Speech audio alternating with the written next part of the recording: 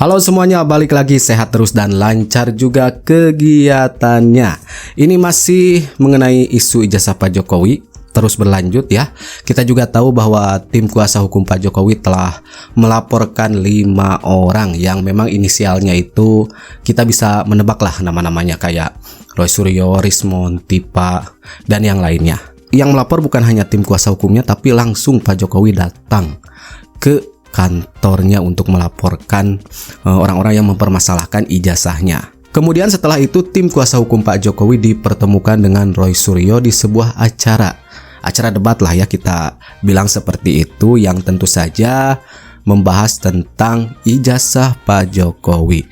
Ini akan sangat menarik untuk ditonton. Tim kuasa hukum Pak Jokowi memberikan pernyataan-pernyataan yang logis sebagai jawaban telak untuk Roy Suryo. Nah, kita langsung lihat videonya. Ya, Mbak Friska, jadi perkara ini sebenarnya sudah berjalan dari tahun 2023. Pak Yakub Hasibuan. Sudah juga beberapa perkara di pengadilan, di mana di situ juga yang menggugat juga gugatannya tidak diterima ya, dalam arti ya kalau mungkin dari pihak sana juga bilang belum sampai pembuktian dan lain-lain, ya intinya yang mereka mintakan pada pengadilan tidak diterima. Kemudian Pak Jokowi sekarang sudah bukan lagi presiden.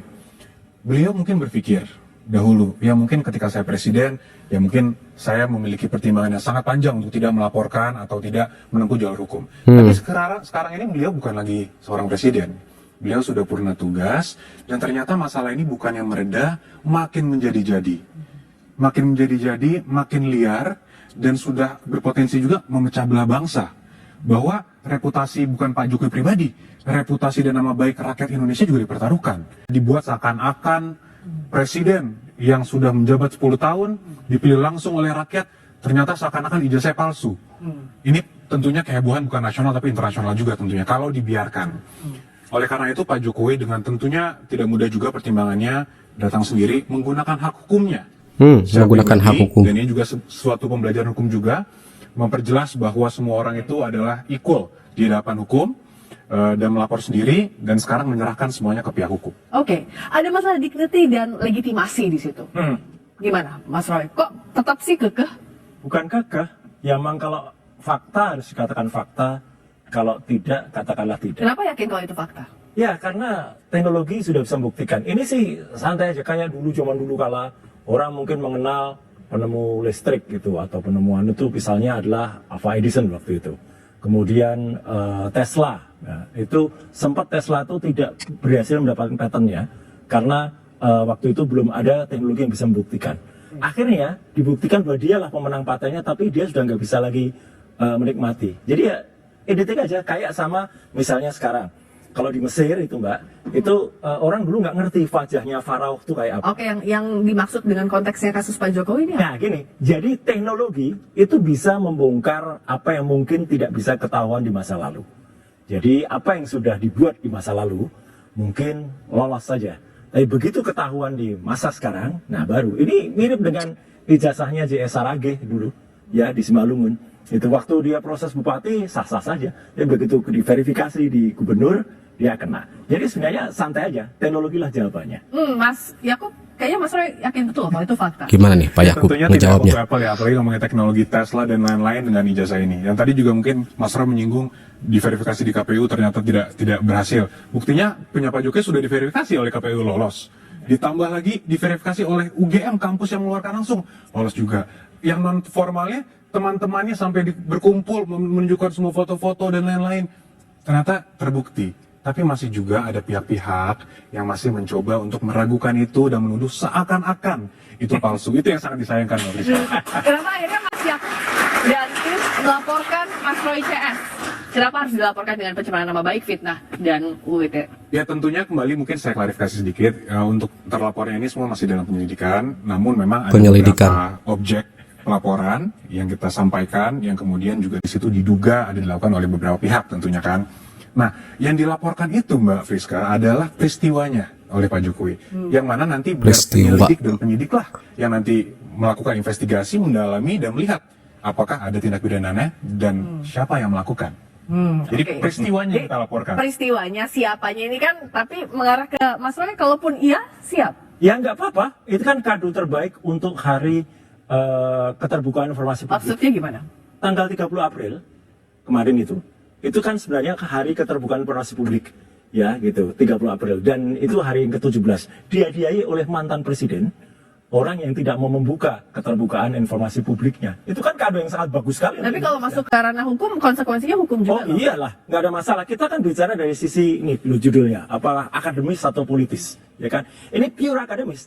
Pernyataan bahwa itu adalah fake, ya, atau real, itu adalah statement akademik. Coba kalau ada sesuatu yang ditemukan, kemudian itu fake or real, itu adalah akademik. Memang ini dua spesies yang sebenarnya tidak apple to apple, ya, tapi nggak apa-apa. Kita bicara clear dari sisi akademik. Mas Yakub, silakan. Ya, Mas Roy, mohon maaf, saya mau klarifikasi. Tadi kan Anda bilang bahwa ada tulisan tesis. Itu skripsi siapa yang ada tulisan tesis, Mas? Yang ada tulisan tesis itu adalah bukan miliknya Pak Jokowi. Oh, bukan milik Pak Jokowi ya? Bukan. Tapi punya Pak Jokowi nggak ada.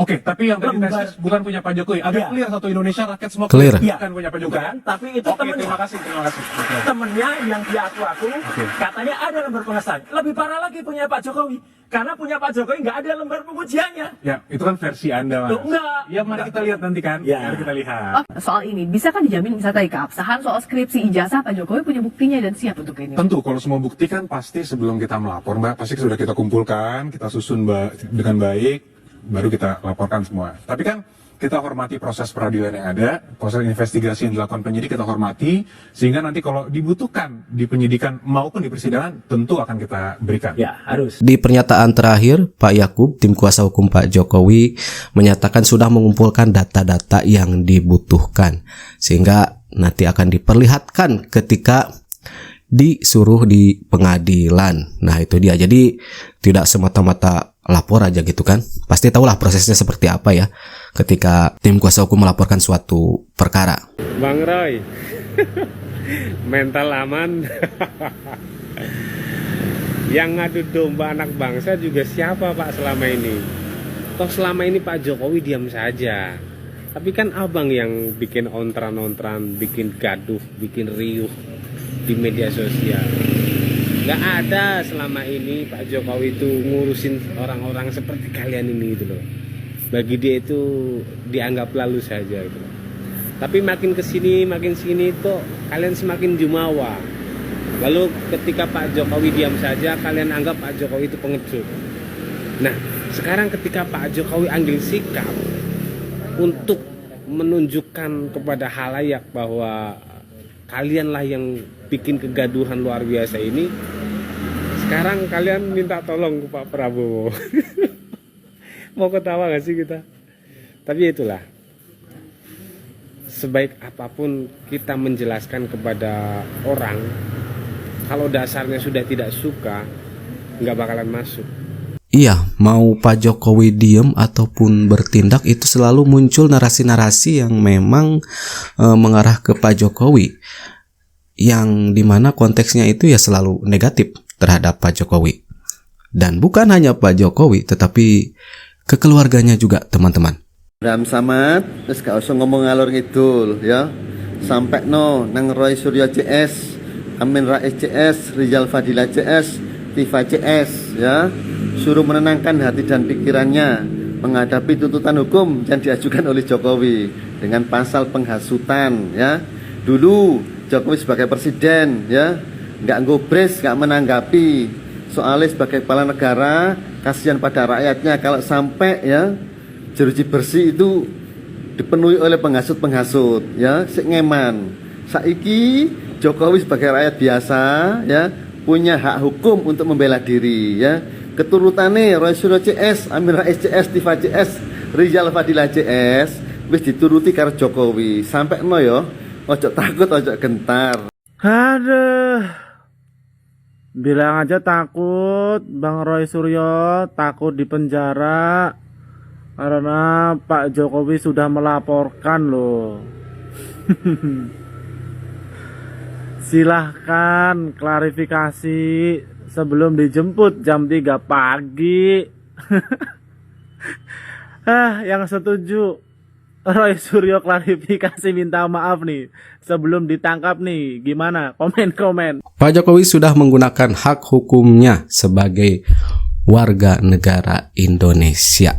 Sudah menjadi warga biasa, sudah purna tugasnya menjadi presiden hak penuh dilakukan oleh Pak Jokowi ya, dengan melaporkan orang-orang yang mempermasalahkan ijazah Pak Jokowi.